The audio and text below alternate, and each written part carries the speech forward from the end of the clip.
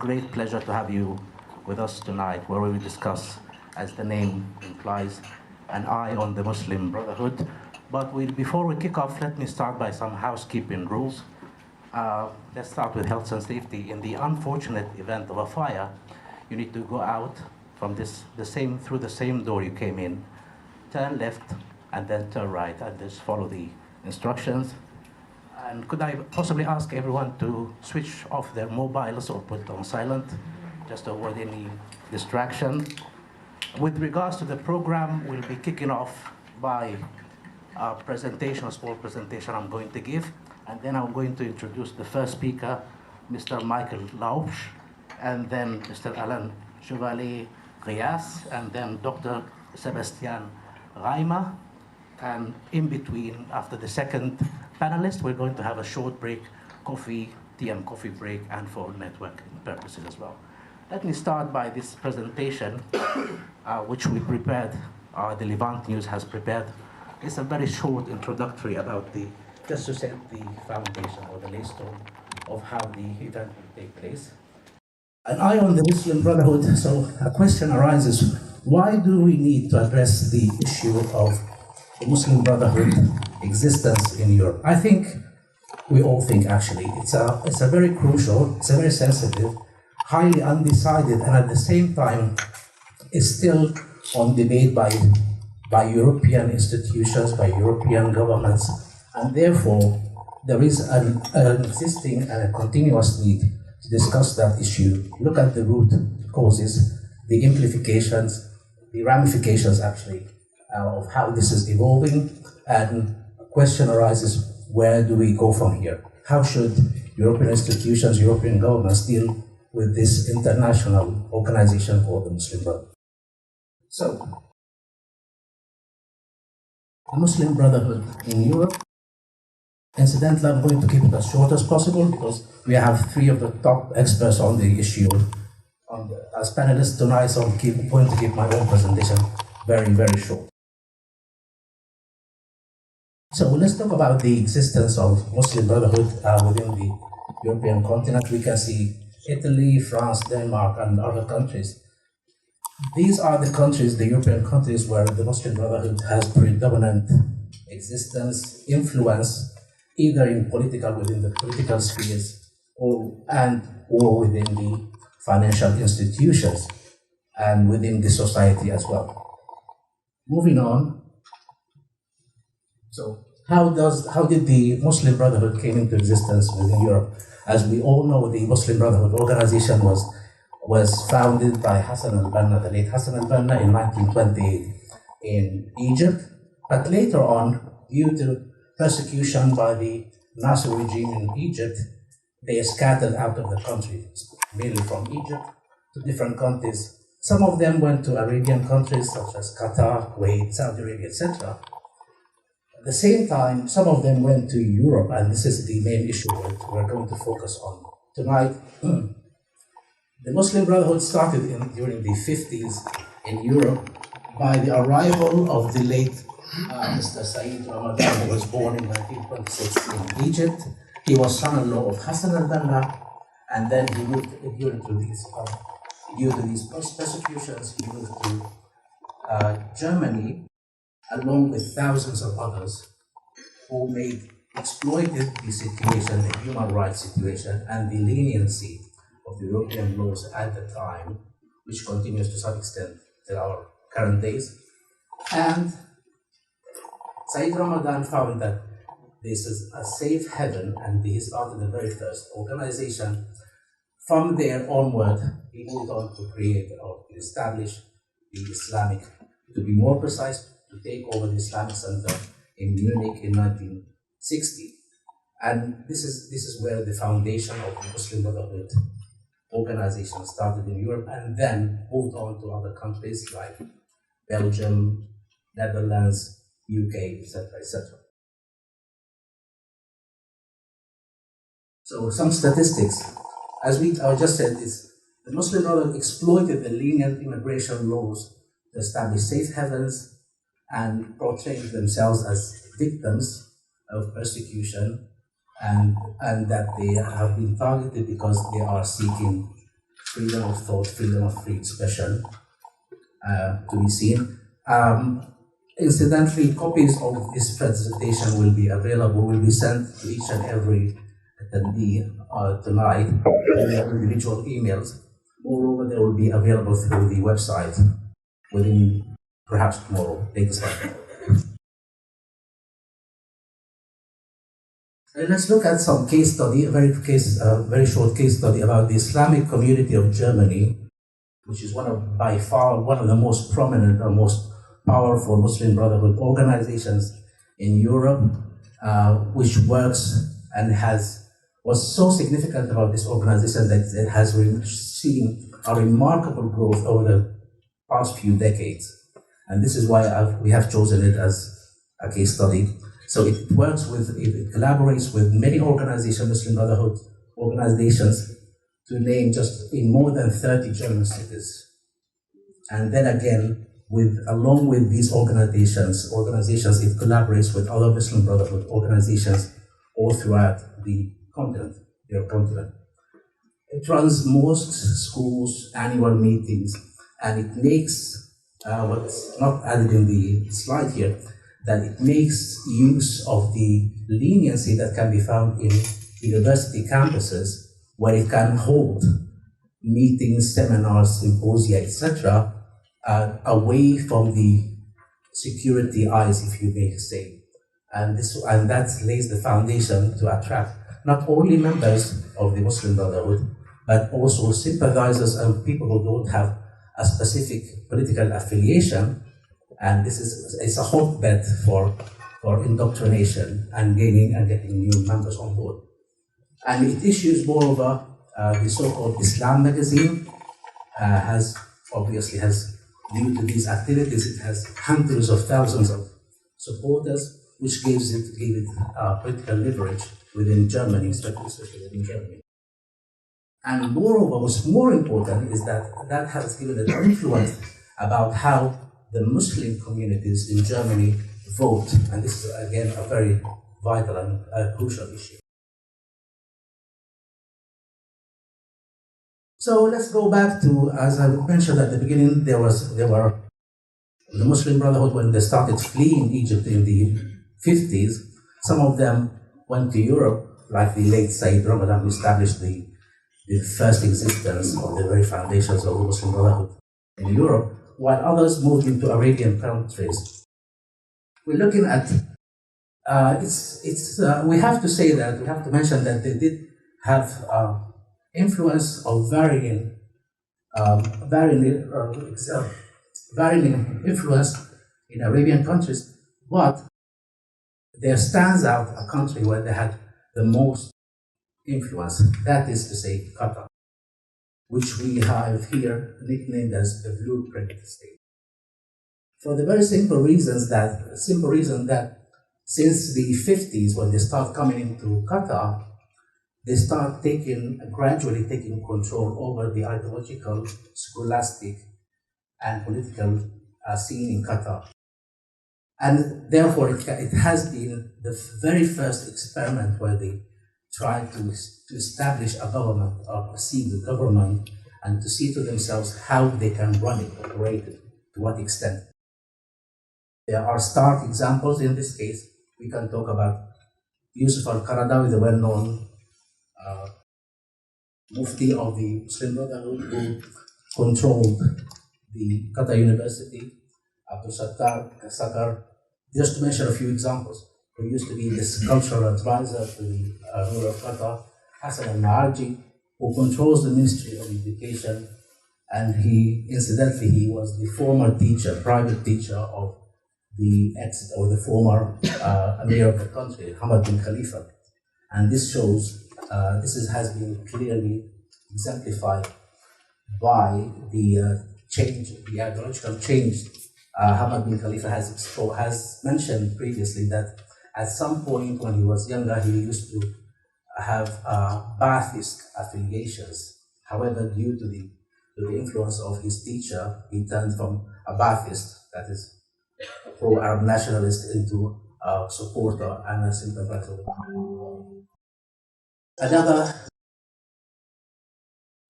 So the organizers are not following the rules. Thank you.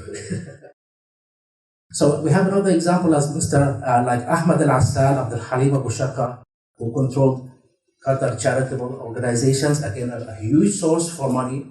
If you work in public affairs, you need to have source to brilliant amounts of money. Obviously, the three other gentlemen who saw, and this is very crucial, who oversaw the development of school textbooks and curricula. So how do you control? What's the very basic and the most influential way to control or to form the public conscience of a country or a nation is by playing around or messing with the curriculum, obviously. And again, it controlled. There was another source for controlling it for huge financial gains was they're taking control of Islamic organizations and waqfs, endowments in English.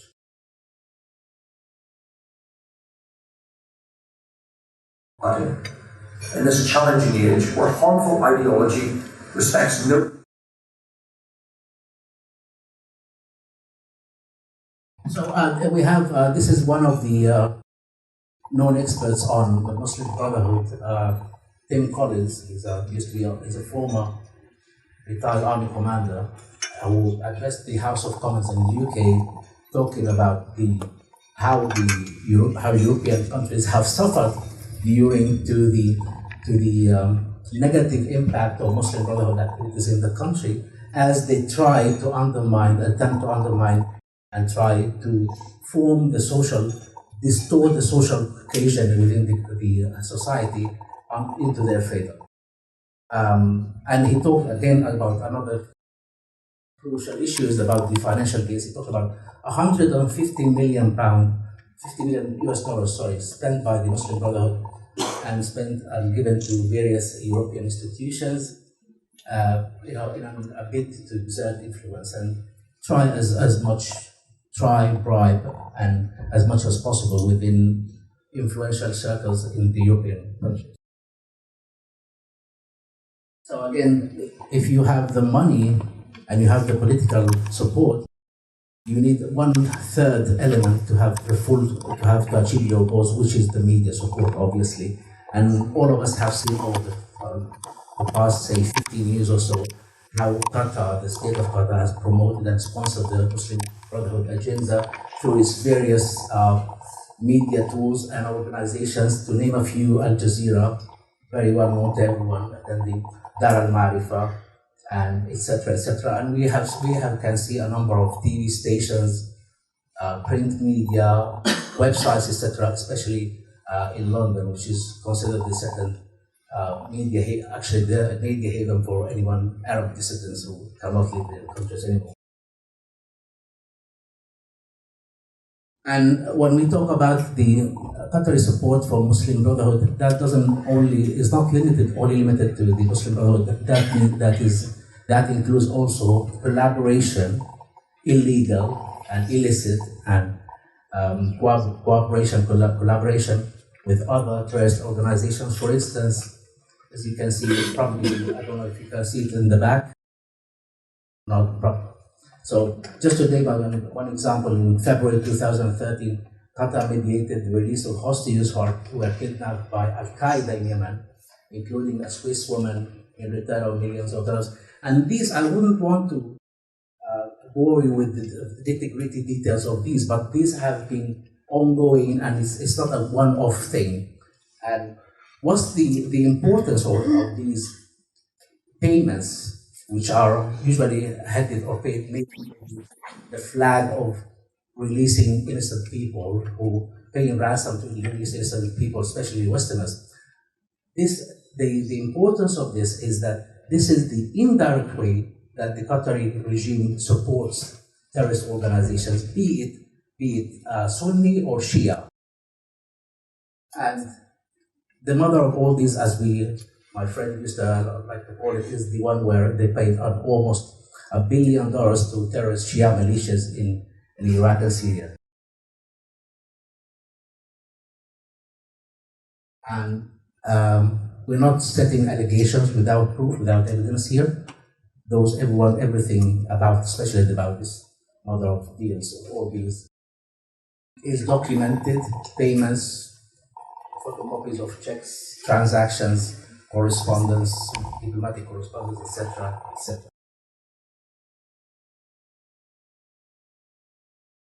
So I'd like to leave you with one question. I mean, the takeaway from my presentation is that a huge question mark arises with regards to the destination, the future of the Muslim Brotherhood in Europe, whether the European governments are willing and have the political determination to take action and to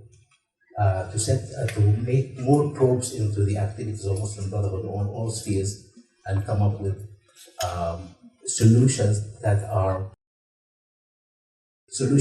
will resolve this issue. Thank you very much.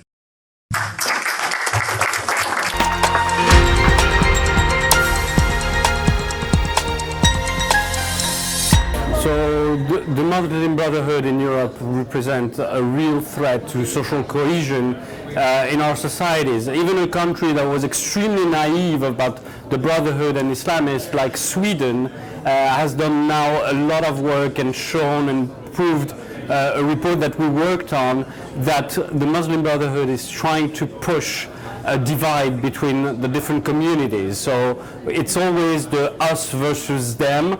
And countries in Europe, whether it's in the UK or Sweden or Austria, are now understanding that the Muslim Brotherhood poses a huge threat to not only our way of life, but our way of living together. Ladies and gentlemen, it is my great pleasure to present our next panelist, the first panelist, Mr. Michael Laubsch. He's a strategic expert in countering terrorism, security expert, and political Islam. Specialist who gained first-hand experience being an advisor to EU institutions on Central Asian issues, and later on a spokesperson for a European Citizens Initiative, which is called Stop Extremism. Incidentally, some copies of one of its publications are available here, courtesy of our friend here. Thank you very much, Dr. Sebastian. And he is, in addition, he is now advising EU institutions on issues such as political Islam and extremism. He specializes in preventing violent extremism. Mr. Michael Laubsch, it's a great pleasure to have you with us, sir. Thank you. Thank you, Moutassim. I hope everyone here can hear me. Sure.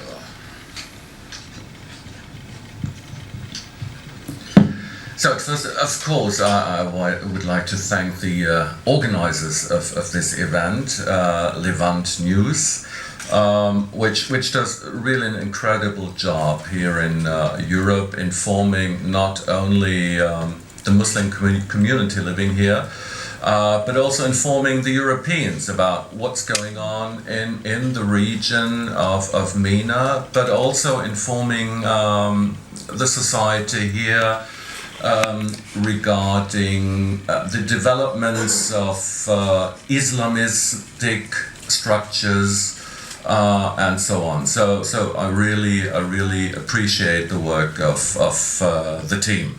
Also, thanks Moutassim for your kind words and also your very interesting presentation. I think I can go home now because you said so much interesting stuff and also things that I also would like to mention. So if you realize that something is repeating what you've already heard, just understand it as underlining some topics. At first, on this day, today, me as a European, before jumping into the pool of Muslim Brotherhood, I have to say the following. A Brexit deal might be more realistic than ever.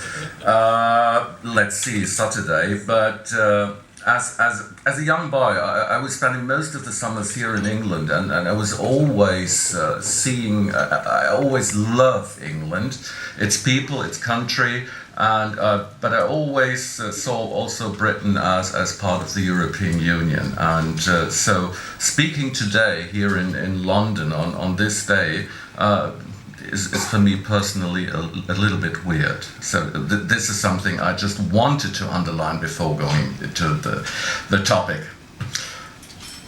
The Muslim Brotherhood. The Muslim Brotherhood, its history, its ideology, its actions here in Europe is really a very, very important topic.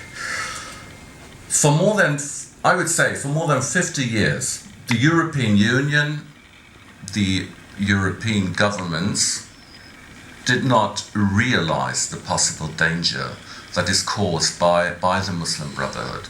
And it's still mostly closing its eye about the danger the Muslim Brotherhood has here. To get a better understanding, because many Europeans or many Westerners combine maybe Muslim Brotherhood with Salafists, with Al-Qaeda, Al-Nusra. No, this is totally different. And I would call the ideology and the strategy of the Muslim Brotherhood, as here in Europe and in the West, as a legalistic Islam. They are going through the institutions here in the West, trying to undermine our democratic pluralistic system, and this is in total different to the terroristic acts, and this is also probably, I'll come back to that later, this is also probably why many Western governments and officials close their eyes, because they don't see the Muslim Brotherhood as what it is in reality. Please, I would say this in front, please excuse me for possible clear words. I'm not a born diplomat, and I think just, especially in such a presentation, it's sometimes better to speak clear, open, and maybe sometimes drastic words to describe something, and maybe sometimes I will exaggerate, but then forgive me for that. I hope it's working. Yeah. So the topics I would like to discuss is just a brief history of the Muslim Brotherhood. Many things you heard already from the recent presentation. The ideological background of the Muslim Brotherhood. What is the MB doing here in Europe? And especially pointing out how the MB strategy is working here in Europe. And what challenges does it mean for Europe? You see on the right side, probably 95% of you maybe understand Arabic. You see the logo of the Muslim Brotherhood. For a Westerner, for a Western politician who is maybe talking to a nice Western suited guy, not obvious that he's from the Muslim Brotherhood. It looks like quite nice, those swords, but Western suited members of the Muslim Brotherhood go to politicians and only say one word. What they don't find any word Christianophobia or Jewophobia or Buddhaphobia. No, they use it actively to throw back any argument saying this is Islamophobia. They are against Islam. Me personally, I'm not against Islam. I'm a big supporter of the Islam, because the Islam is one of the most peaceful religions in the world. But what the Muslim Brotherhood did out of it is dangerous. So let's start with the brief history. I will make it a little bit faster so we don't get bored with this. Just read it as you like, and I just say some sentences about it. So it's really important to see what is the historical background of the Muslim Brotherhood. Otherwise, we cannot understand what the main purpose, ideology, and what goals they want to achieve. The Muslim Brotherhood, in my view, we often think, and when we talk about Islam, that Islam is intolerant, illiberal, anti-democratic, and the Quran as the basis of this. This is not true. We're talking about the political Islam. And who is the inventor of the political Islam? It's the Muslim Brotherhood. Before the Muslim Brotherhood, there was no political Islam.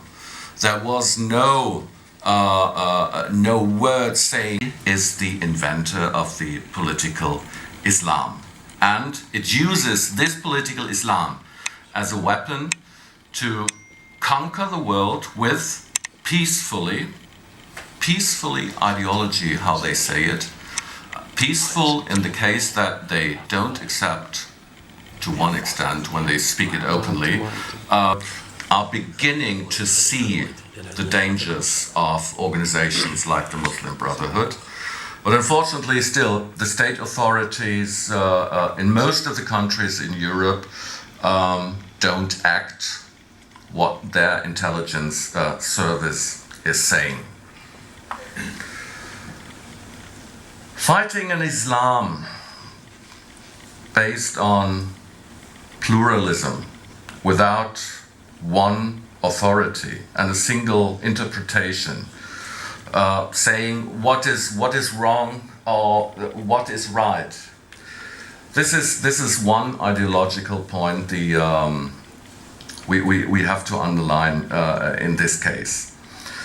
And the Muslim Brotherhood is not working in Europe as one organization. They have hundreds of sub-organizations which are not affiliated to the word Muslim Brotherhood. I come to that later on.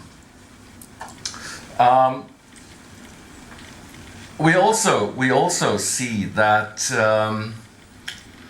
they are always trying to infiltrate the Muslim communities, at first through charity, through helping the poor, and then starting to infiltrate the believers, and trying to, especially here in Europe, trying to separate them from the society.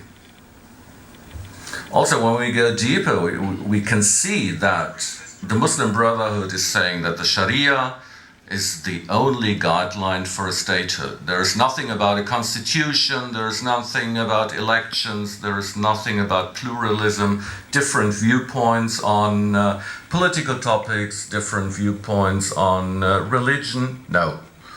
Only one organization says what is right and what is wrong.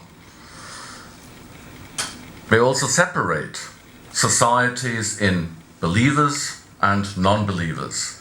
And only the believers of the true religion, of the Islam, are the legal ones. The non-believers are more or less dirt.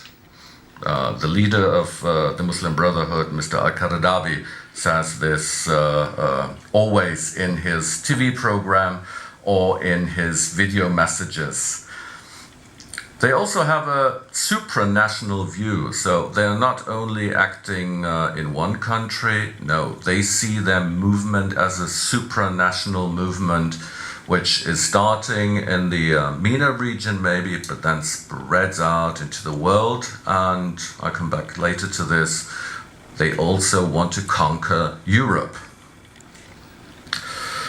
And since the migration of Muslims to Europe, speaking about Turkish people, Egypt's, this strong ideology of reconquering Europe is one of the key elements of the Muslim Brotherhood. Also, Israel, Jews are the other main enemy of the Muslim Brotherhood, beside, of course, topics like secularism, national identity, pluralism, and religion. So who is behind this? We heard already that there is a guy called Al-Qaradawi. Mr. Qaradawi was taught by Hassan al-Banna, the first ideological leader of the Muslim Brotherhood.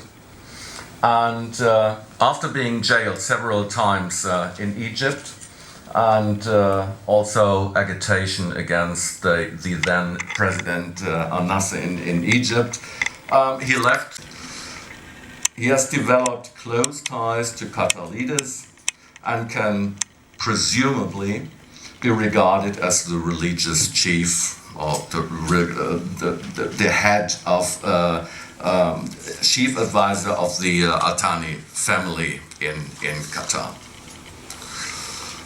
Mr. Qaradawi has made a significant career in Qatar. He established various religious educational institutions, founded the Qatar University's Faculty of Sharia Law, and probably his most famous impact, not only in Qatar but in the whole Arab world, was his weekly TV talk show called Sharia and Life, broadcasted by Al Jazeera since '96. And as you know, Al Jazeera is the state channel of Qatar.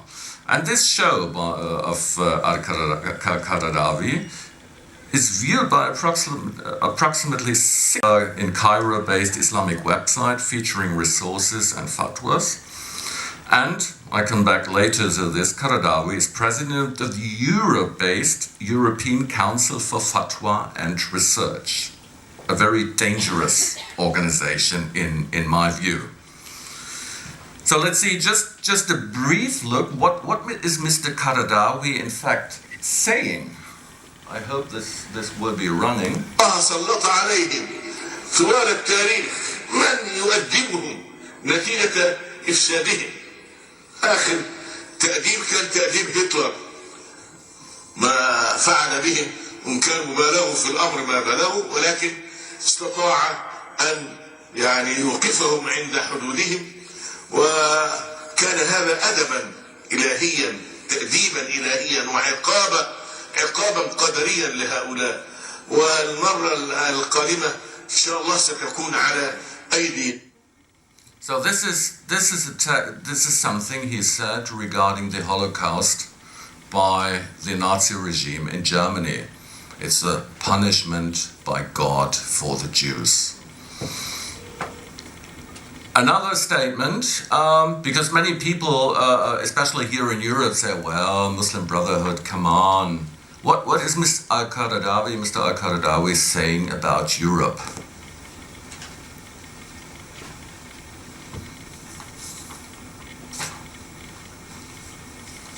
كنا في أحد المجالس فذكر بعض الأصدقاء حديثا يقول إن الإسلام سيفتح روما،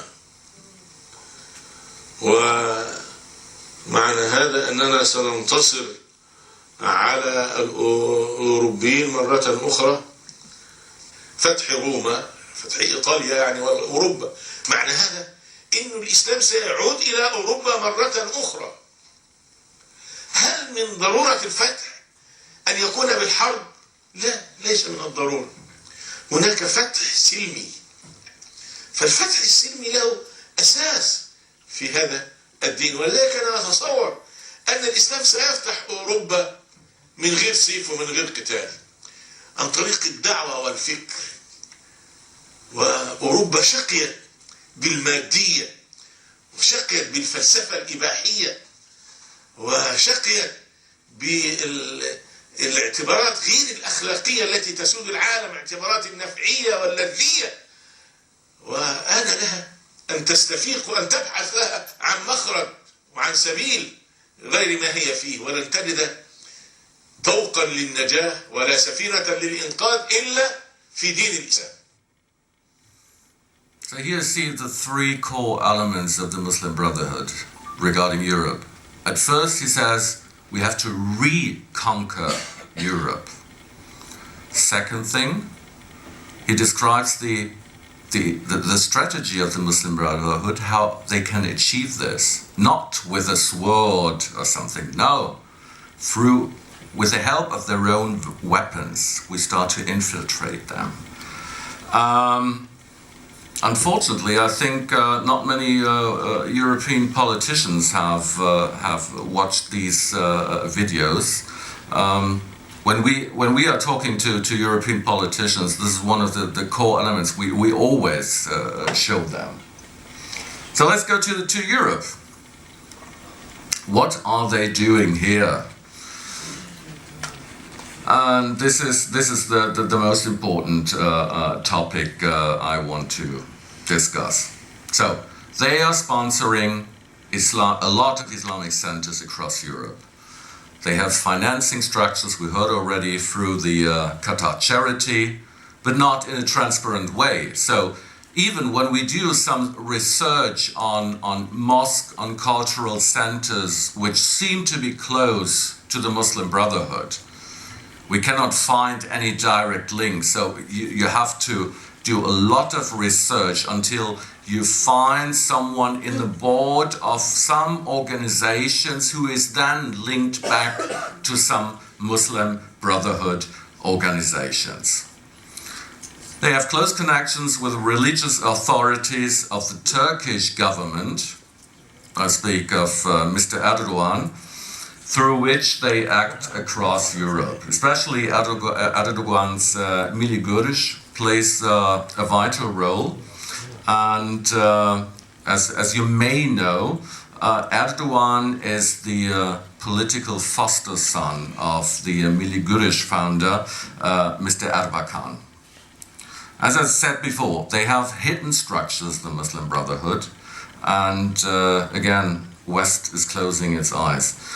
When in our research, we found out that there are probably 200 sub-organizations acting here in Europe, who are of course not officially Muslim Brotherhood, but who are directly linked to the Muslim Brotherhood.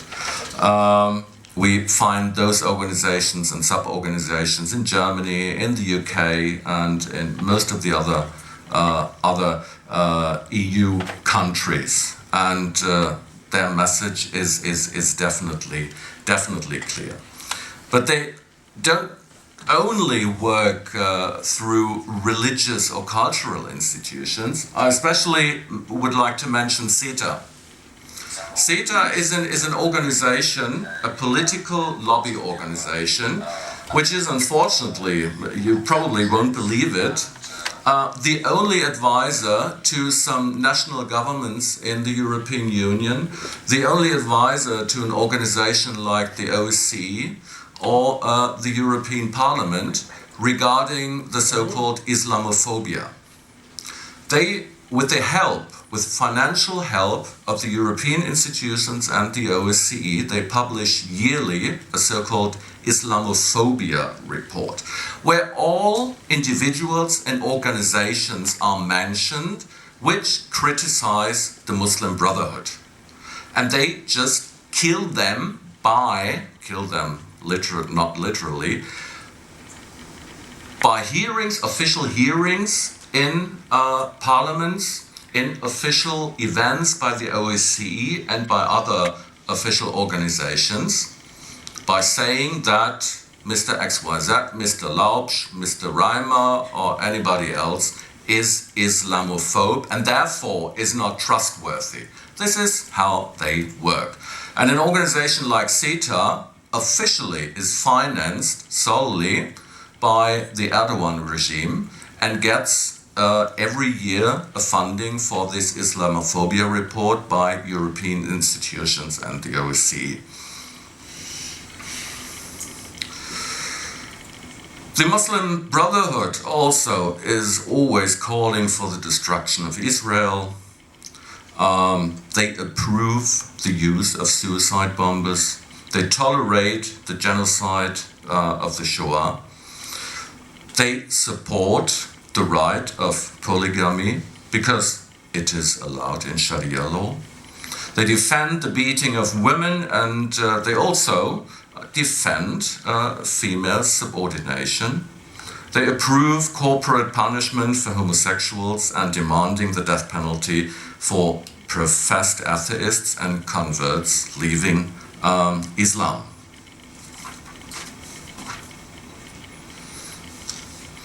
They definitely rank Sharia law above secular order. I already said that. And as we heard from Qaradawi, predicting that Islam will return to Europe as a conqueror. The financial structures. My organization did a little bit of research. As we already heard, you get all the sheets, so you can read this in a quiet manner. So we added all together in several countries with mosques, cultural centers, a total of 120 million euros was spent. 2016, 2 centers close to the Muslim Brotherhood. So what's the strategy of the Muslim Brotherhood in Europe? Of course, there is no official record how they would like to act here in Europe, but unfortunately there was a leak in the late 80s. There was a leak of a strategy paper of the Muslim Brotherhood, how they want to achieve their goals here in Europe. And I just would like to quote some excerpts of this. To accept the principle of temporary cooperation between Islamic movements and nationalist movements in the broad sphere and on common ground, such as the struggle against colonialism, preaching, and the Jewish, a single effective warning system serving the worldwide Islamic, are more or less the same members. I also mentioned already SETA, Miligurish. They are advisors to European governments and institutions. Also, when we heard earlier about Mr. Ramadan, his grandson, Tariq Ramadan, grandson of Mr. Al-Banna, the founder of Muslim Brotherhood, was the first professor of contemporary Islamic studies here in Oxford. The state of Qatar and the Qatar charity paid in total about 14 million euros for this institute. And probably you all know what happened to Mr. Ramadan. He was accused and also jailed for raping young women. I just go a little bit faster. Oops. Just too fast. So what are the challenges for Europe? Mr. Reimer, I think, will go a little bit into detail about the challenges for Europe. But let me say the following. We have to open the public discourse, and not only through the means of an event like this, but we have to have politicians here. We have to political stakeholders talk to us. We have to have the media talk to us, because still many Western media say when I give interviews to them, they use the same word. Oh, you hate the Islam. You are just against any Muslim. No, I'm not. I'm pro-Muslim, but I'm anti-Muslim Brotherhood. Do your research, dear journalist. We cannot allow the organizations like the Muslim Brotherhood and its structures to be the only partner for Western state institutions. Now we have the situation in Germany, universities, state authorities, etc., where only close sub-organizations of the Muslim Brotherhood are the key advisors for example, the German government. There is no critical voice sitting also in this board, because those sub-organizations kick those critical voices out of the, we call it in Germany, the Islam conference. Only close members of the Erdogan supporters, of the Qatar supporters are allowed there. The same with universities in countries like Germany and Austria, where I can speak of. Also, the topic that the politicians are still not believing us when we prove what we say, they still think it's not true. Also, a topic which is sometimes seem to be unimportant. The topic of halal certification. This is a money machine for the Muslim Brotherhood. The European Union and its member states should do a law on an official halal certification so that sub-organizations of the Muslim Brotherhood are not allowed anymore to receive hundreds of thousands of euros from Muslim supermarkets, etc., to get the certificate. So this is a practical example where something has to be done.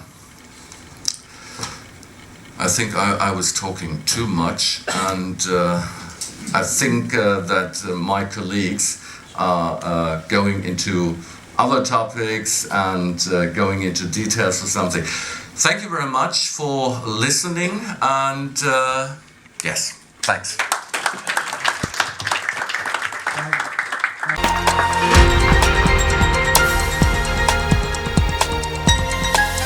Okay. No, I really think that the Muslim Brotherhood is a threat to Europe. I would even say, and I said this earlier, that under the line probably the threat of the Muslim Brotherhood to the European societies is probably more dangerous than terror attacks by Salafists or Al-Qaeda in the past, because it, on the long, will divide our European societies. In the result, it will become a fight between different groups within our societies. We already see this, the rising of right-wing populism throughout Europe, which also destabilizes our European Union. And because of the ideology of the Muslim Brotherhood, having separate, parallel societies growing up in Europe, and this is a dangerous sign as well. And additionally, what we heard today by leading members of the Muslim Brotherhood who stayed to reconquer Europe through the institutions. So they're not only dividing our societies, they want to implode our political system. So this is the Muslim Brotherhood, but we also have to start by stating that a country like Qatar, who is funding the Muslim Brotherhood throughout Europe, should not be allowed anymore to do such a financial and ideological support. So I think under the line we have definitely a lot to do. We all, the members of the panel today, but also the participants of the discussion, we all have to be aware of those dangers, and we all have to become active in pointing out those topics, going to our constituencies, saying to our politicians what is going on, and only together we can fight those extremistic structures. Good evening and welcome back. Welcome again. We're reconvening and continuing with our program. I would please allow me to give a warm welcome to our next panelist, Mr. Alain Chevalerias. I hope I got it correctly. Try again. I'll do this my time. Anyway. He's a renowned French journalist and writer. He has worked in Afghanistan and the Balkans, expert on political Islam and jihadist movements, has a number of publications in this field, including a book that will be of high relevance, especially to our people in Sudan. It's based on challenging interviews he has conducted with the late Hassan al-Turabi, the Sudanese infamous Islamist. Please welcome Mr. Alain Chevalerias. Thank you very much. Thank you for your invitation to share with you my modest knowledge on the organization of the Muslim Brothers, Ikhwan al-Muslimun. Sorry for the low quality of my English, but please forgive me accordingly the fact it's not my mother language. As a journalist, I base my understanding of the Muslim Brothers and the fundamentalist movements they influence on different experience, including my travels in Afghanistan in the 80s, on the side of the resistance against the Soviet occupation, challenging interviews with the Sudanese Hassan al-Turabi. I published a book of it, and numerous meetings in Asia, Africa, and Europe with Muslim Brothers and Islamic fundamentalist leaders. During my intervention, I want to show you that the Muslim Brothers, since their creation in 1928, are not only a so-called religious organization, not even only a political one, but also a military structure. First of all, you have to understand that their ideology has, among others, two predominant characteristics. One, their believing is based on an interpretation of Islam and is not Islam itself. Two, as well, if they don't admit publicly, violence and force are the main means they use to take the power or to keep it. The way the Muslim Brothers understand Islam is not Islam. In their profession of faith, written by their creator, Hassan al-Banna, we read, "The banner of Islam has to cover all the human gender. Every Muslim has the mission to educate the world according to the principles of Islam." In the verse I'm talking now, I finished the quote from Hassan al-Banna. In the verse 48 of the Surah 5, what they call also chapter in English, of the Quran, I read, after the text was evoking Christians and Jewish, I quote the Quran in a translation. For each of you, that's mean the human being, we have assigned a law and a method. Had God willed, He could have made a single nation of you. I remember you. According to Islamic faith, in the Quran, God talks to the Prophet Muhammad through angel Gabriel, for the Christians. The contradiction is very clear between the Quran and Muslim Brothers' ideology. Technically speaking, we can say the Muslim Brothers have done what we call in Arabic ijtihad. But if it is the case, according to my personal judgment, and as well as a non-Muslim, I have got this right. This ijtihad is wrong, because in contradiction with the deep mind of Islam. Following the basic principles of humanity, if the Muslim Brothers have the right to believe what they want They don't have the right to impose their belief and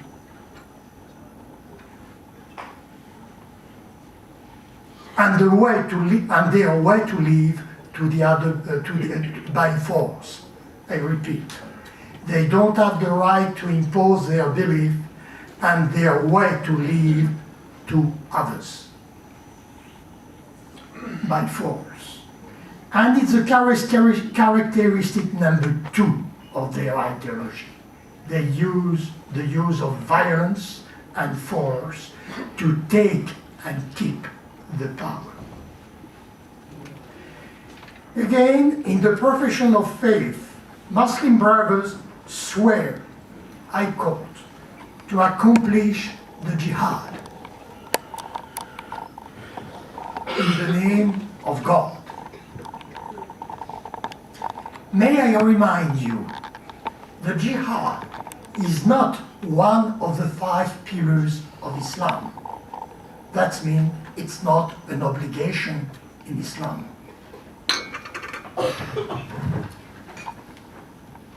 Worse, for the Muslim brothers, the Murshid al-Ham, the guide, general guide, can declare alone a jihad. At the time, in Islam, you need an agreement, a fatwa, told by ulema to open jihad. Other words, permitting to an individual, auto-nominated leader of a congregation, to start jihad, to call for jihad. May I say, the Muslim brothers appear in total contradiction with the Sharia itself. Even more, Muslims can start jihad only if the Islamic religion is in danger. In case of aggression coming from non-Muslims. If it's not the case, and if the Muslims go to war to conquer land, we talk about a regular war, what you call in Arabic, harb. On that aspect, recent history is precious. In Algeria, between the 2 world wars, the local ulema refused to declare jihad against the French authority. So in Algeria, between the 2 world wars, the local ulema refused to declare jihad against the French authority because the French government and the French people didn't attack or offense Islam as a religion. And you can check down. On the other way, during the Soviet occupation in Afghanistan in the 80s, most of the ulema of the country, but also in Asia, supported the jihad because communism was there to eradicate Islam. And it's the difference with Algeria. All that to say, how far are the Muslim brothers of Islam when they dare to suggest to use Islam as a justification of violence. And it's not only a theory I'm talking about. The Muslim brothers are also physically related with violence. Hassan al-Banna created a movement of scouts, young men trained for war. In 1936, he sent them to fight in Palestine in the name of the Muslim Brothers. During the Arab insurrection, again, in 1948, he ordered them to join the First Arab War against Israel. Of course, I am not talking about the reasons of the war against Israel. It's another subject. I want only to make evidence of the relation of the Muslim Brothers with military activities since the start of their existence. But there was, in that time, inside the structure of the Muslim Brothers, something much more worrying. They created the so-called secret organization. It's an armed group in charge of the clandestine activities of the Muslim Brothers and trained for military action. Saleh Hashmawi was in charge of it. In 1940, Hashmawi opened a link with officers of the Egyptian army who will found in 1950 the Free Officers Movement under the leadership of Gamal Abdel Nasser. Anwar al-Sadat, in that time an officer in the army, yet associated to Nasser, delivered weapons to Hashmawi and his group. It's history. Then was starting terrorist activities of the Muslim Brothers. In March 1948, the Egyptian authority ordered to the Muslim Brothers to give back their weapons and to integrate their armed force inside the regular army. Many of the Muslim Brothers refused to give back their weapons and to join the army, and they rebelled against the power.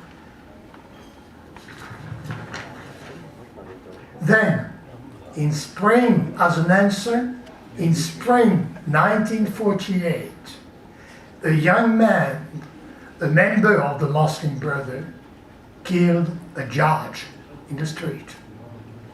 In November of the same year, the two British officers were lynched and killed during a demonstration of the Brotherhood.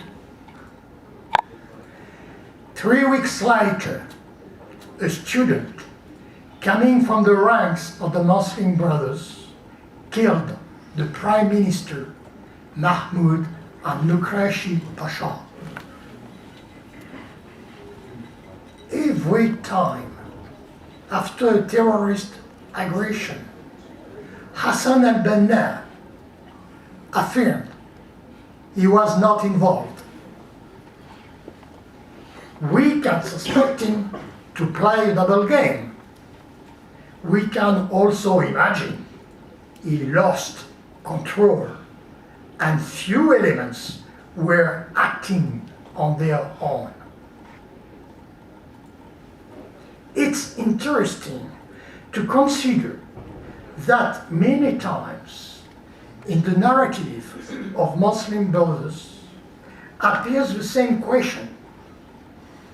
Are they complice or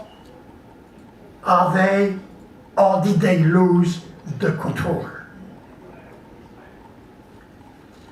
In other words, are they associated or not to crimes committed by people coming from their own organization? In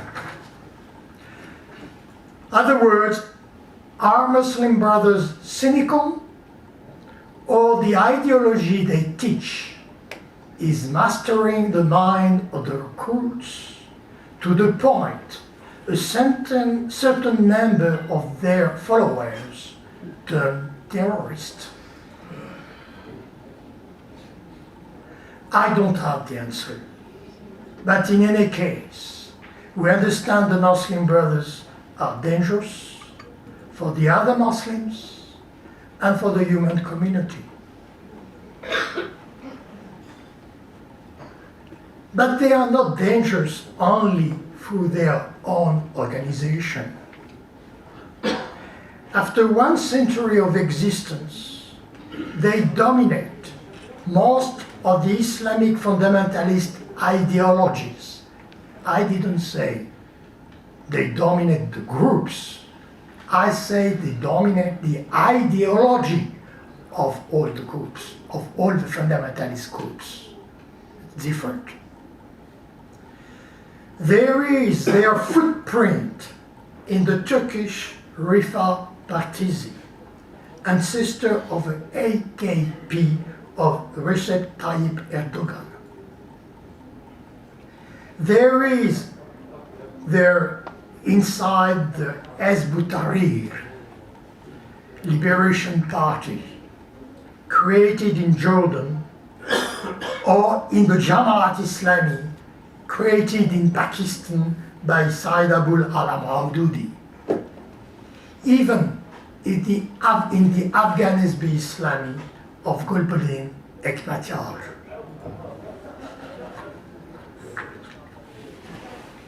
With every time outbidding in fanatism, you find most of ideas and principles of the Muslim Brothers in the precepts of groups like Al-Qaeda and Daesh. Worse, many Muslims and non-Muslims are convinced the Muslim Brother ideology is pure Islam. And I told you it's not the case. Also, many Muslims think they are not good believers because they don't follow Hassan and Banna principles. By opposition, and as a result, many non-Muslims have a bad and a refined vision of Islam.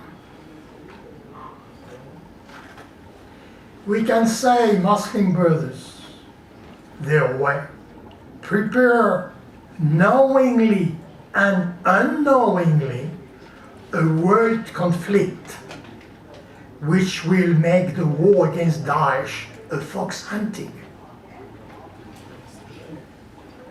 At that point, anybody will understand how urgent it is to annihilate the Muslim Brothers' ideology.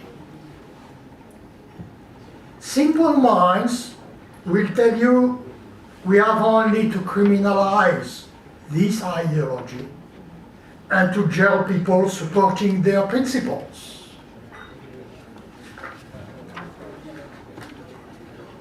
It has been done in Egypt by Nasser. After Muslim Brothers revolted against him because he didn't share the power with them after giving weapons.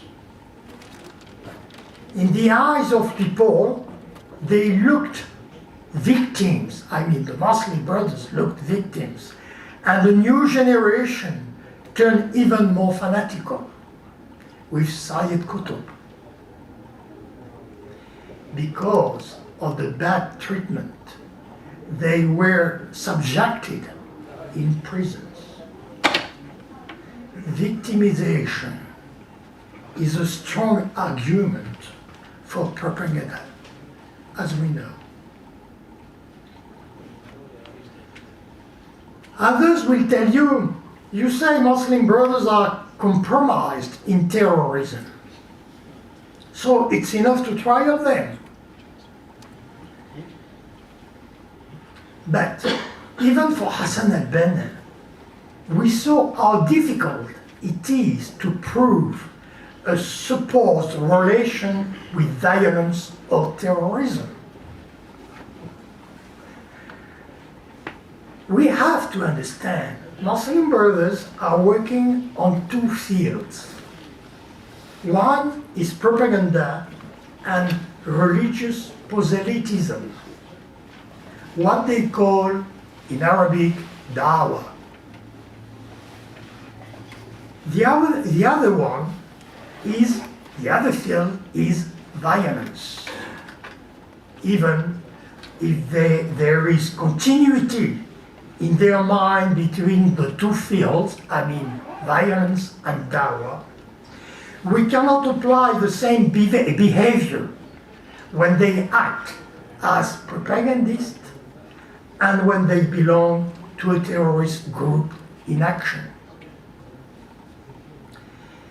If against dawah, propaganda, we answer using force and prohibition in Western countries, we will be in opposition with the basic principles of our society about freedom of speech. They will return it against us, telling we are hypocrites and we denigrate Islam, what we call Islamophobia. It will be for them another argument to recruit. It's why, on the field of dawah and propaganda, you have to answer to them with discussions, arguments, and a good knowledge of Islam. Educated Muslims, especially, have to strengthen their understanding of Quran to be able to confront Muslim brothers. I would suggest for Muslims to call it jihad of words for peace and reason, if you like. It's a tough work, but an important one, because of the pressure of Muslim Brothers' ideology through the world, as we saw.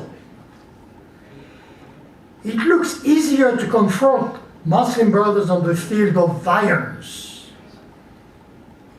because of laws, but it's not really the case. One, because of Western weakness on that point. The word terrorist is used sometimes with intention of propaganda on our side by our politicians. So we lose credibility. Two, it is many times difficult to appreciate the difference between terrorism and legitimate violence against a tyrannical state. And we face this problem in Syria.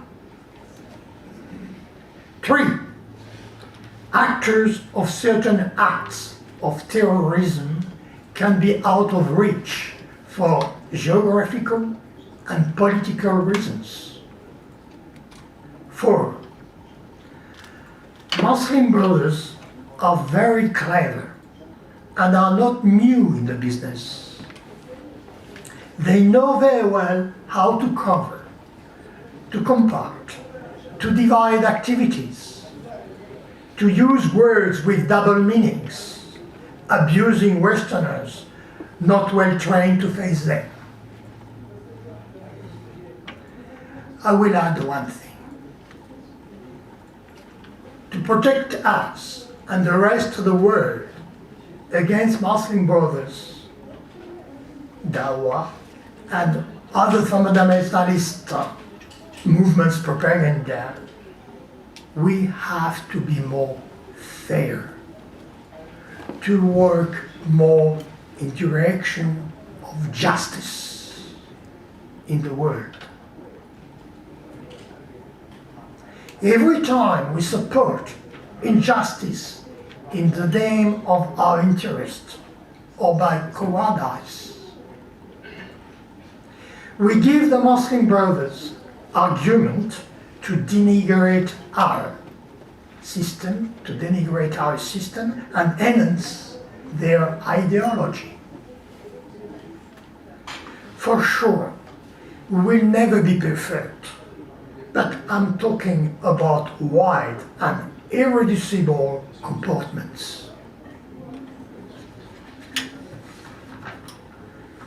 5 minutes, sorry, sir, but we brought it 5 minutes, please. Sorry? Sorry, if you can squeeze it into next 5 minutes, sir, please. We're almost done. Thank you to have been patient enough to listen to me. It's one by one, sorry. No. I hope I brought to your attention few points of importance to help you in the next future. Thank you. Thank you very much, Mr. Alain Chevalerias, for the very illuminating and especially for depicting that vivid painting about the history of the Muslim Brotherhood.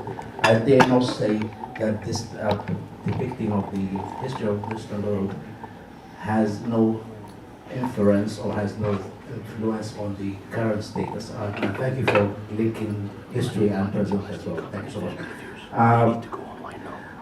The panelists will take 3 questions, so if, please make it as heavy as the presentation was. Gentlemen. Thank you. In view of the general public knowledge now that Al-Qaeda was born in Afghanistan, trained and financed by the Saudis, the Osama bin Laden at the head of it, that all means that Al-Qaeda was our Alhajji movement, basically, not a Muslim Brotherhood. So how is it possible, without being in defense of the MB, but how is it possible to claim, as first speaker said, and you, that MB are the creators of fundamentalism in Islam? In fact, the creators of fundamentalism in Islam date back to 1780, when the Wahhabi movement was created. And all fundamentalists today draw their ideology from Ibn Taymiyyah, which got very little to do with Muslim Brotherhood. Thank you. Well, it's very easy to answer. In Saudi, in the time Osama bin Laden was at school, there was a lot of teachers in the Saudian schools who were Muslim brothers. And they were not talking, of course, in the name of the Muslim brothers, but they were under shelter of the regime of Saudi. It's something to remember.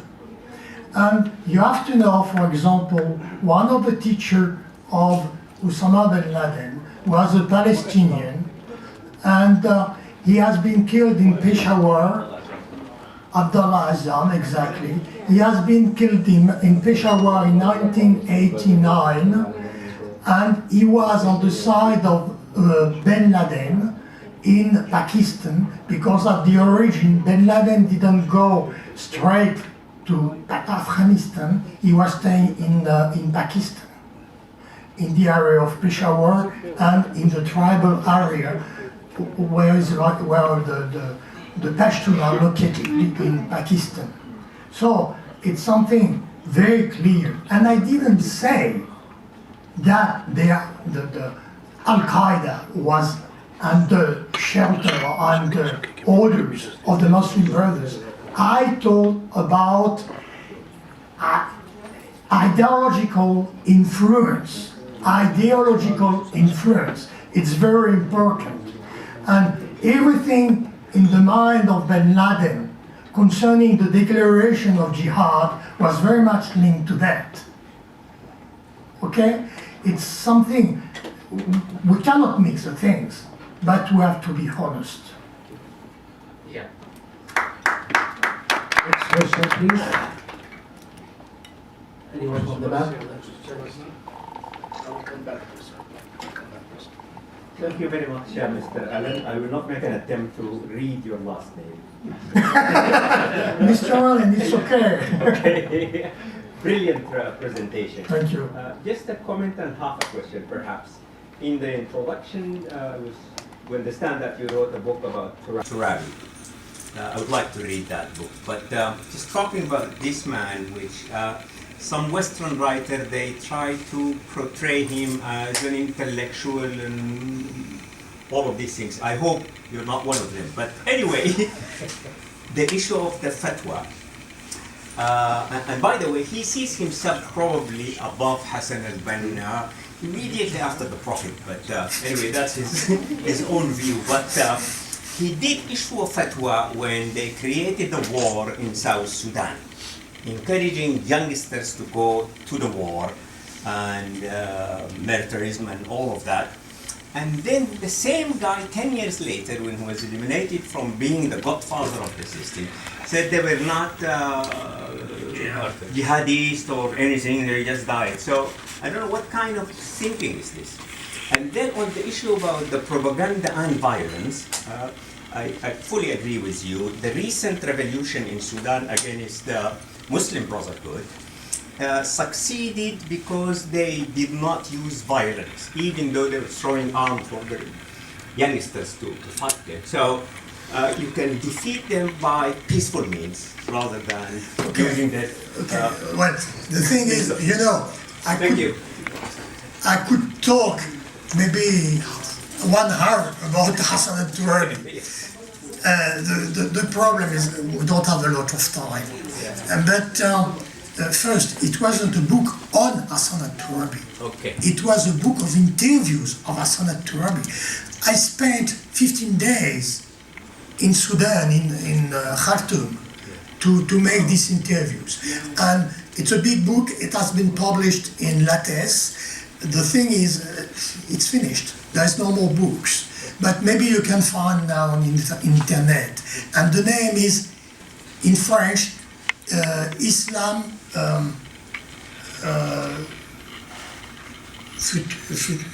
sorry, I'm mixed up between English and French. So, say it in French, we get it. Say it in French. Islam, I think Islam, l'avenir du monde, or the future, the thing. Future of the world.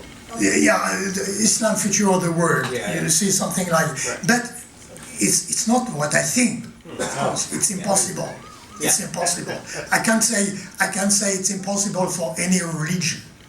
Okay, to be clear, it's not only because of it's Islam, but the thing is, it's a way to think. It was a way to think of Hassan al-Turabi. You know, so the book, it's his way to think, and not my way to think. Of course, you understand my way to think because the way of I ask the questions. And many times we were in conflict, open conflict. Several times I was afraid, I thought he's going to fire me. He didn't. He didn't. But what is interesting, you know, sometimes he was open-minded. For example, he was in favor of marriage between Christian and Muslims, which is something not permitted by the Sharia. But the Sharia, I remind you, it's after all an ijtihad. It's not the Quran. It's an ijtihad. We have to keep it in mind. So a Muslim can disobey these days to the Sharia and obeying to the Quran. Yeah. It's interesting to notice. The last question. Sorry. Actually, I have many questions and many comments, but I will summarize all of them in one small question. And I love to get an answer because I'm very confused and very surprised. Can Muslim Brother organization survive without financial support? And if the answer is no, why the international community can't take a decisive action against the supporters and the provider? Well, until when we carry on talking and making meetings and let what's going on continue? My country, Egypt, has suffered, and I live here, but I'm also suffering with them. Until when we're going to watch them? Point taken. Thank you very much. Thank you very much, sir. Okay, I understand as an Egyptian your deep feeling. I understand it, especially after what I told. The thing is, our friend Mikhail was talking about that. Remember, the Muslim Brothers, like many, to create their movement in Israel in 1989 by the Israeli government, who wanted to use them against LPO. It's the truth. You see, it's why I say, and I told my way, because I didn't want to attack anybody.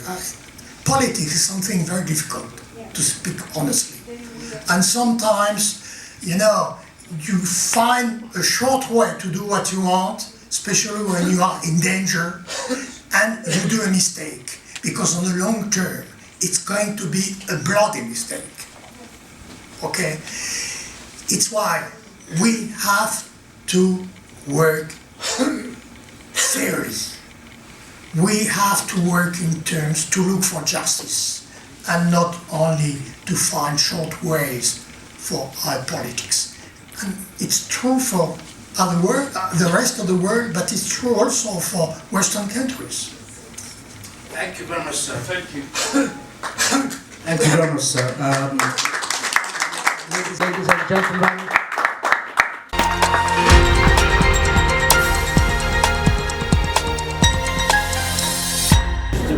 Okay, you want to know why, in my opinion, the Muslim Brothers are dangerous for Europe. You have to understand first that these people have an ideology, and they say that ideology, they pretend that ideology is Islam itself. At the time, it's not. So anything they do, telling it's in the name of Islam, at the time it's not, is bringing a bad image on Islam and the other Muslims. It's why Muslim Brothers are very dangerous, because they twist the reality of Islam to giving a wrong opinion to the Muslims and also to the Westerners. And the Westerners have the feeling that all the Muslims are like the Muslim Brothers. We can say it's a seed of civil war they drop on the terrain, on the field. Last but not the least, I'd like to welcome, please put your hands together for our next panelist, Dr. Let me introduce him first. His good name is Dr. Sebastian Reimer. I think I'm a bit better with German names in comparison to French names. He's a lawyer, human rights activist, specialist in counter-extremism and combating Islamist movements, particularly the Muslim Brotherhood. He runs Stop Extremism.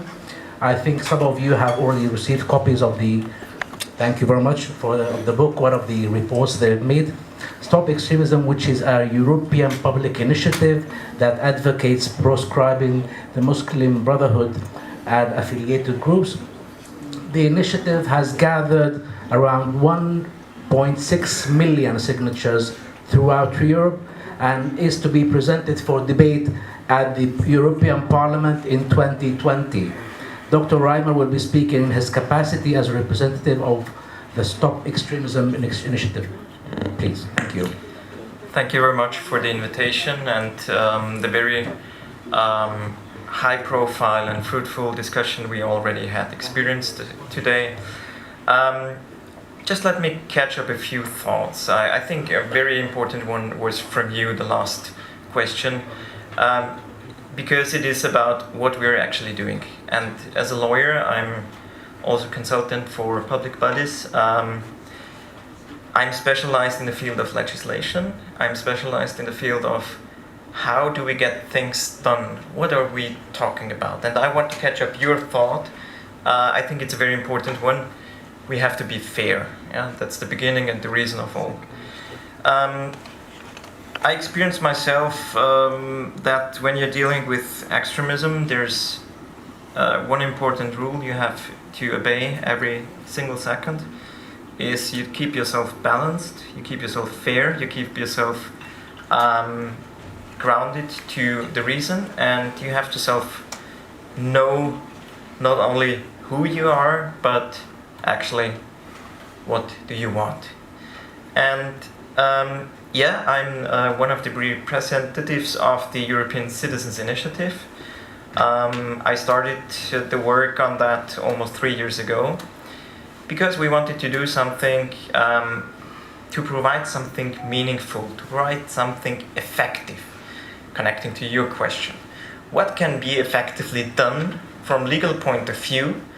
And my hypothesis was exactly the same as yours. My idea is poor extremists are not that dangerous than rich extremists. So let's take the money from them. That's the main and the core idea. What was the background of how did I come to those ideas? We had faced a lot of severe attacks across all over Europe. The problem is, and I come back to the thought and idea of being fair. What means fair? We had Islamistic attacks, yes. We had right-wing attack, yes. We had a rise of right-wing political parties all over Europe, yes. That is something all contributing to the split and division of societies and saying the seed of aggression, violence and hate.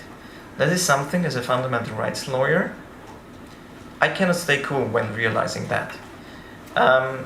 When you're talking about fundamental rights, and I'm sorry to say, but personally I feel very sorry for United Kingdom, what's happening right now, what has happened in the past 3 years, because if we can say something like a region is loving you as a human being, the European Union is the most loving region in the world.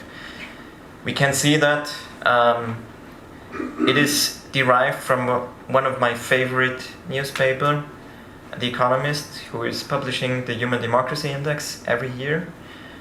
If you take all these values together, you see that the European Union is doing the best in protecting fundamental rights, in protect human rights. What we did as a European Citizens Initiative is we drafted a directive, a European Union law, which should be implemented all over Europe. The main goal and the main principle of all is, and I will try to keep short and not too technical from the legal point of view, the main goal is, it is based, of course, upon European values. That is in the core, the Fundamental Rights Charter of the European Union. Another very important goal is, it is going to protect the education for our children. We know that there is a vicious circle. Declining education is fostering or increasing extremism. Increasing extremism is destroying education. We have to be very sure that this vicious circle is not going to start. And a very important issue is, if economy is doing well, we are not endangered to face extremism, or not that much. We have to take care. It's about the idea of fairness again. We not only have to have just and on legal grounds based public administration. What we have to do also as a society, as a government, as citizens, as employers, as employees, is have to take care of that every one of us has a realistic chance for a good life, has a realistic chance for good income, has a realistic chance to have his children educated in a good way. So we cannot forget about economy too.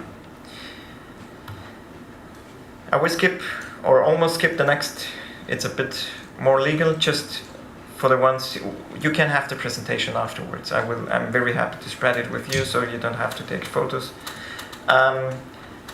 We had some requirements that need to be met, and I can tell you, driving a European Citizens Initiative is not a very easy task.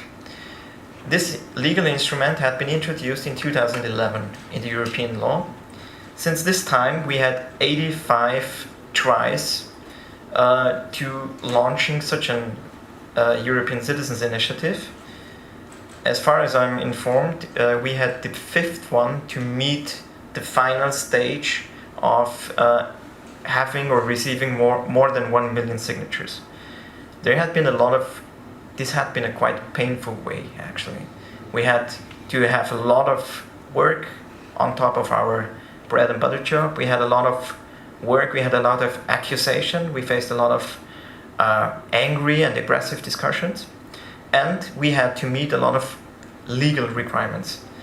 It's not easy that you can propose something to the European Union.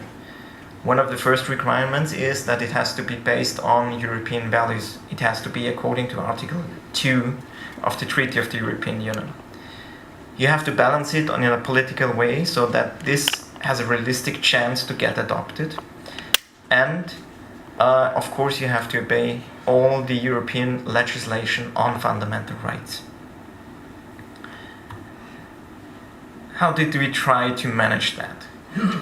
The main approach on this directive, this is a 40 pages draft that we provided to the European Union. It is actually ready to publish in the official journal of the European Union. It is a full-featured legal text, because this is my usual job to write law, so I did this for the European Citizens Initiative. The main idea was, let me jump to the next one, to have a combination of existing law. In general, we combined 3 important areas of law that already exist. Why did we do that? Not because copy-paste is very easy and comfortable, but from a political point of view, and I think we had the most, how to say that correctly, we had one of the most critical European Citizens Initiative. It was not about saving the water, it was not about saving the whales, it was not about a feel-good topic, it was about a real hard topic in the European Union. It was about how we should deal with extremism. What should we do from our point of view, from a liberal point of society, to protect our society, to protect fundamental rights in the European Union? And this will face a lot of critique. We already faced a lot of critique, but if we are going to present it in front of the European Commission and in front of the European Parliament, there will be a lot of opposition that we will experience. And the best thing, if someone is trying to stop you or to innovate or to introduce something new, the best thing is to connect to what is already existing. And that is the main idea why we combine 3 existing laws. The first area of law that is existing and very well formulated in the European Union law is the anti-discrimination law. There exist a lot of directives dealing with anti-discrimination. They form a big and important part of our directive, of our draft. The second one is anti-money laundering law. It is about information theories, it's about your topic, what we can do effectively to cut the money, to cut the financial resources of extremists. And the third one is the General Data Protection Directive. Why do I mention this? This topic is something I think almost every citizen in the European Union heard of this topic in the past 3 years. And why? Because the administrative fines go up to 20 million euros or 4% of the total income of the company, global income of the past economic year. So they have introduced effective fines. We are not going to jail for breaking the general data protection regulation. You have to pay a lot of money. And that is exactly what we want to do, the extremist. Let me come back to the slide I skipped before. The important thing about that is we introduced a definition which is abstract. You will not find the word Muslim Brotherhood, of course not. It's an abstract legal text. It will give you a definition of extremism. The short definition of extremism is whoever is breaking or is destroying fundamental rights shall be deemed an extremist. Why is this something new? We had been speaking up to European institutions many times in the past 3 years, and one of the most positive reactions we got was this March in the European Social and Economic Committee. It was a French colleague who told us, after having listened to our lecture and what we have drafted and proposed, he gave us the response that this could be the beginning of a European answer. It was a very positive remark for us, but if you listen to it again, this could be the beginning of a European answer. I think it's actually a little bit too late. This means that they haven't any answer right now. And we are trying to give answers on that. And I think it's not an accident that a clear-cut answer is given by a European citizens' initiative, not politicians, not a political party. It is something that is proposed by European citizens. And I think this is for a reason, because I don't think that many political parties would dare to propose something like that. To give a clear-cut definition of extremism in the sense of whoever destroys, for whatever reason. We cover all kinds of extremists. Right-wing, left-wing, religious extremism, any kind of extremism. We don't care about the motivation, actually. What is important, what we want to protect, is fundamental rights. Islam is mentioned 2 times in our directive, but in a way protected. As in the same sentence, being protected like Judaism, like Christianity, like any other kind of religion, or even atheism, of course. There is a fair, because it's open. The definition of extremism is fair. It covers every kind of extremism. It covers what we as human beings are interested in, have our rights protected in the future. What is the difference between our definition of extremism and the usual definition of extremism? I will give you a short answer. Usually, if you read the Secret Services reports, for example, they have a definition that is statistically. It's the 2% on the left wing and on the left extremists and right wing extremists. Yeah, it's a statistical definition. What is the problem of such a statistical definition? If the whole society shifts toward right, for example, you have not the kind of protection that you actually want, because then the complete society shifts towards right. When you in turn change the definition of extremism from statistical, from a formal point of view, to a substantial point of view, what you want to achieve, that is the protection of fundamental rights, you are even secured against a right-wing shift or a left-wing shift or any other kind of shift in Europe, because then you are guaranteeing that fundamental rights are secured even in the future. This draft is very much focused and based on the Fundamental Rights Charter, and for those of you who are interested a bit more, I can give the clue of, or the hint to Article 54. In short, this article says you must not destroy one fundamental right for the sake of another. So that is the most important rule, I guess, from the Fundamental Rights Charter. What we learned when we dealt with extremism in the past 3 years is typically, I say in general, Islamists misuse the fundamental rights of religious freedom, and the right-wingers, the white supremacy guys, misuse the right to freedom of speech. And that is what we want to stop according to our draft, and which is perfectly in line with the existing European Union law. I already mentioned there is an abstract definition. Whoever destroys fundamental rights is to be deemed an extremist, but there is, to ease the interpretation and application of law, we have defined 27 concrete cases of extremism. I don't have the time right now to go all through these 27 cases of extremism. I just want to mention a few. Personally, I regard hate speech as the mother of all extremism because it starts aggression against group of people. And there is an already existing definition according to legislation from the year 2008 on European law level. We extended that by groups made up by gender and sexual orientation. That should be protected according to our draft too. The 27 cases of extremism, they cover all kinds of extremists. Religious extremists, right-wingers, left-wingers, every kind of destruction of fundamental rights. Physical punishment, for example, if you unlawfully destroy the citizen's right to justice, which could easily happen in Sharia courts, threatening of protected groups, of course, acts of terrorism, jihadism.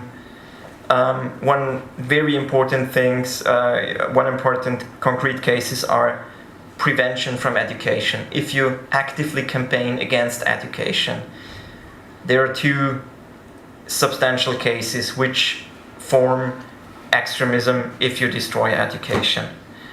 Aggressive recruiting in any context. Compulsory membership, that is something that would apply for sects, for example, too. So if you force people into an association, or if you don't let them out, no matter what kind of association it is, this is deemed extremism too.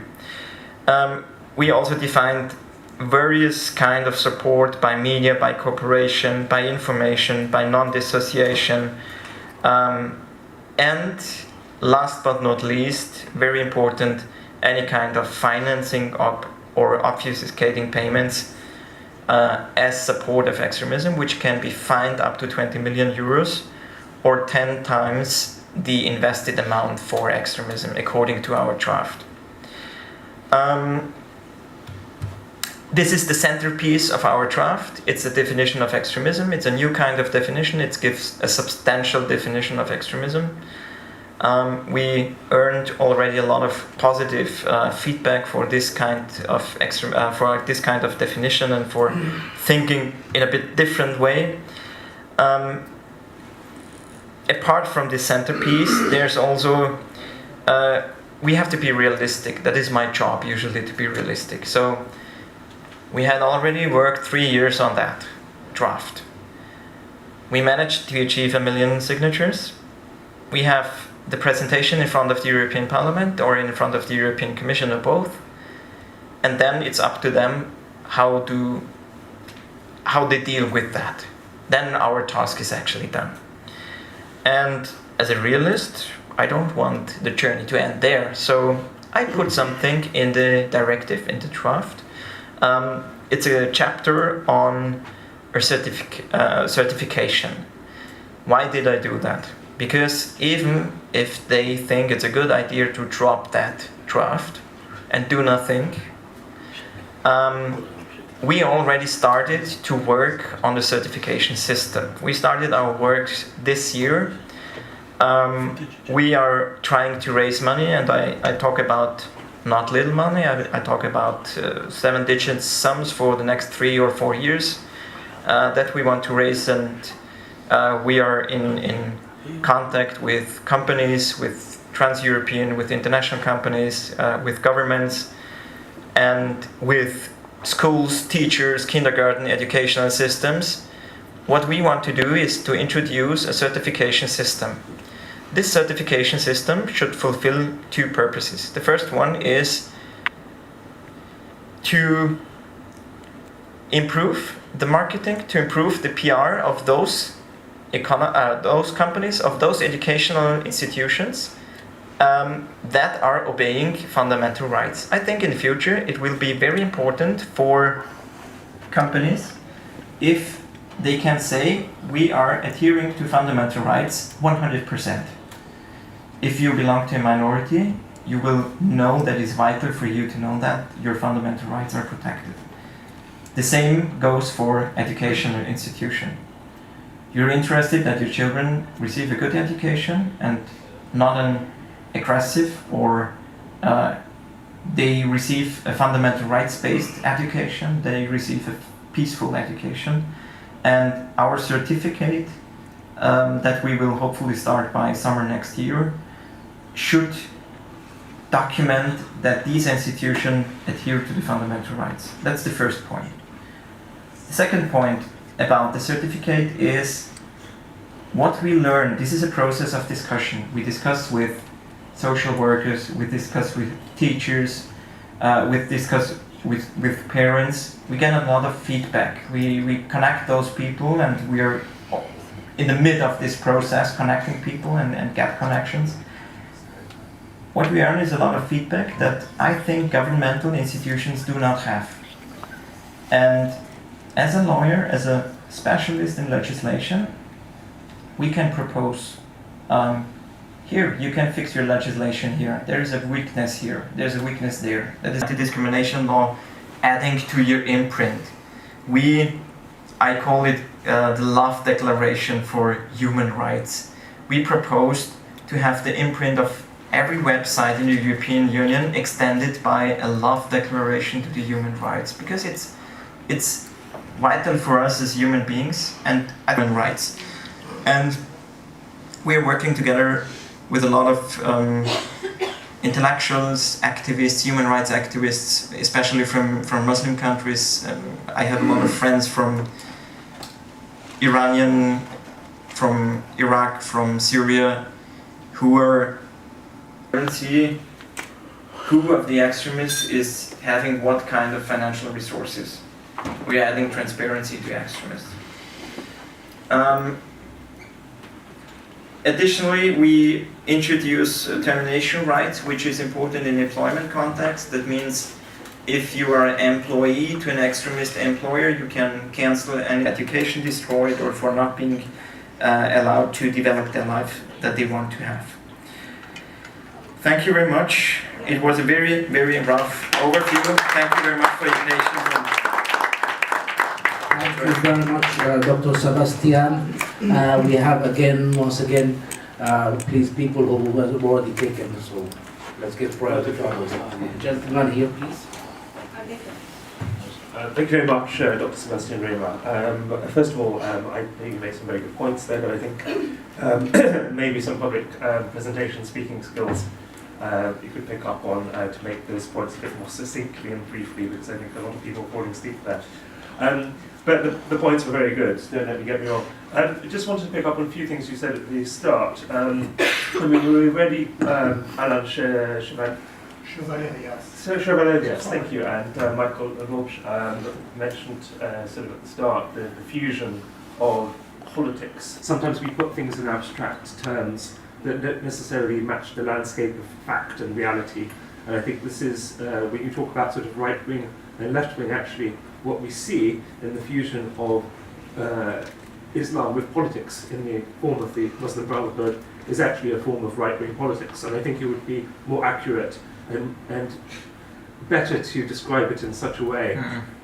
That was one of my key points. Thanks. Maybe allowed to answer directly. No, this is. I don't think that is that it makes a point to attribute some names like left-wing, right-wing, or religious extremism. This is only adding to confusion from my point of view. What we have to do is abstractness is guiding you the path. But you're using these terms yourself, and that's my point. So I would say get rid of left-wing, right-wing entirely, and just talk about, if you're going to do it, just talk about extremism and use the definition.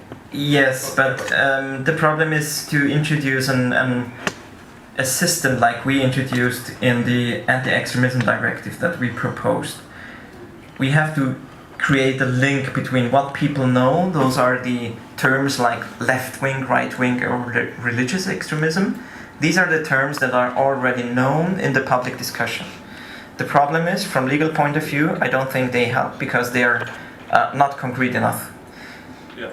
I have to use them in explanation, but I won't use them in a legal context because this doesn't match the case. The case, what we want to fine with administrative laws up to 20 million euros is, for example, hate speech.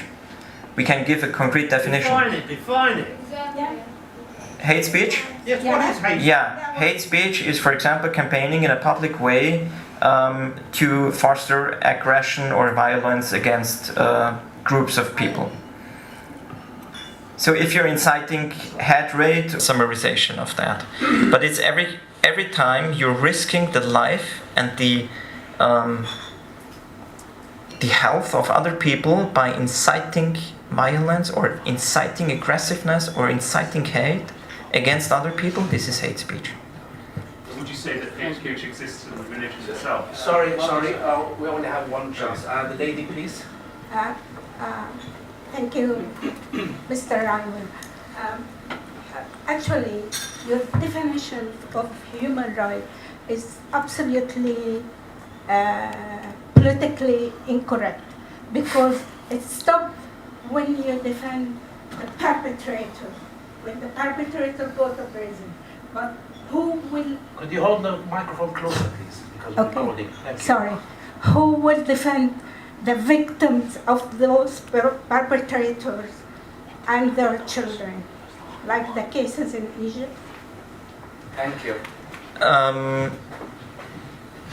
I'm a little bit surprised, to be honest, why the definition of human rights is politically incorrect, because it is based on the Fundamental Rights Charter. I had a lot of discussions on how can we say that this idea, this notion of human rights is the correct one. Maybe that is what you mean, or maybe your question means why are the European fundamental rights not applied in Egypt, for example? No? No. They should be applied, actually. People would benefit from that in Egypt, too. In every country they would benefit. You defend the perpetrators. Why? I never defended. Yeah. No? You defend the right of the perpetrator. When they go to prison, they will be a prisoner of conscience. But if the victim of those perpetrators, nobody defends them. No. Do you mean because I supported the idea of fairness? Do you mean that is the reason why I supported the perpetrator? Or how did I do that? There is no fairness in that. That is the reason we are working, or we should all work together on that. We should all work on that to improve the fairness in a global way. We have, of course, to start in the European Union because that is what we can influence. Are you saying that... Sorry, can we move on? Sorry. No, because I'm trying to... Sorry, excuse me. Can we move on, please, to the next gentleman? I'd like to thank you and all of the speakers this evening for bringing this important issue and topic. And I also would like to thank the organizers to bring these fascinating people this evening. Thank you very much. My question is, you've spent 3 years on drafting a proposal, and you've mentioned that you will send it to the European Union, and you will be probably working on something else. Do you have any extra steps to take? Because in the end, you have to lobby the politicians in European Union and Parliament and the Commission to turn this into a... Yeah, thank you very much for the question. Now, we had not been working 3 years on the draft. I had been working 3 months on the draft. We had been, and together with my colleague, reached. We will most probably start the final phase next week. That means that we officially propose this draft together with the 1 million signatures and the certifications we received from the national authorities to the European Commission. And then it's up to them to invite us within the next 3 months to publicly defend the proposal and to publicly represent that proposal to the public. And it could be the chance that we have, at least it's guaranteed that we have one showing up in front of the parliament. But maybe there will some other invitations follow. I don't know right now. But after that, our journey regarding the European Citizen Initiative is over, actually. That is why I mentioned that we have to think of alternatives, how we work on, and maybe you have some ideas or you know people who could support. That is something, after this journey is over, we cannot do anything more from legal point of view. I'm very proud that we already mentioned to propose that. And we had, I told you, 85 trying this track. We will do with the community, we will do with society all over Europe. About alternatives, how can we proceed, how can we work on? And I think if the official European Union says it's not worth being followed, it's not worth to continue on this track, we will do with the community, we will do with society all over Europe, and we will introduce the certification, because I know there is a need for that. We have already had important contacts and meetings with companies, and they are very interested because they have highly international teams. That's something they really need to show we are taking care of your fundamental rights, and there is of course a lot of work to do, and it's not getting less work in the future, it's getting more.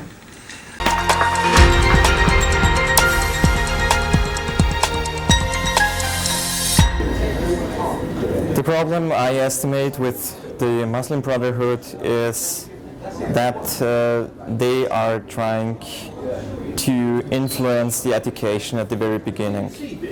I'm from Austria. In Austria we had a book in the education of young Muslims which was written by Yusuf al-Qaradawi. And we know what the main points of his ideology are. This is something that is very dangerous for any kind of society because it's splitting up society. And I personally deem everyone who is bringing aggression and hate among the people of a society an extremist. And that's the reason why, as a lawyer, as a human rights activist, as a fundamental rights lawyer, I'm trying to put in and to contribute what we can do on a legal basis and with legal means and legal tools to tackle extremism, which is sometimes from the MB, not only by the MB, but any kind of extremism among them, and most prominent of them, the Muslim Brotherhood. Ladies and gentlemen, before we close, I'd like to thank all our panelists, distinguished panelists, and there's one word that caught my attention in all three magnificent presentations by the three gentlemen, which is all of them did mention the word education. The paramount importance, the paramount need for each and every one of us and the audience in general to educate themselves, to gain more information, try to read as much information as possible about the consequences, the implications of the existence of the so-called Muslim Brotherhood organization in Europe, the threat, the risk it poses in the view of so many people, perhaps the majority of us here in the room. Anyway, is the education, the need for education. I'll leave you now, ladies and gentlemen, with a final word from the founder and managing director of both Levant News and Levant Strategic Studies Center, Mr. Alhajji.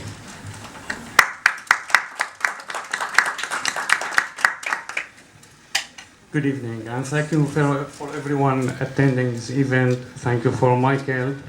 Thank you, Sebastian. Thank you, Alain. Thank you for Moutassim to have you on this evening. I'm really happy with you today.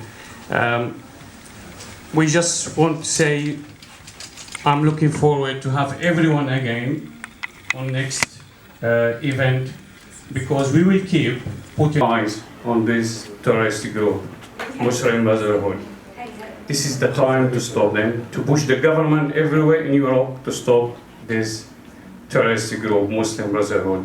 Thank you, everybody. Thank you very much. Thank you.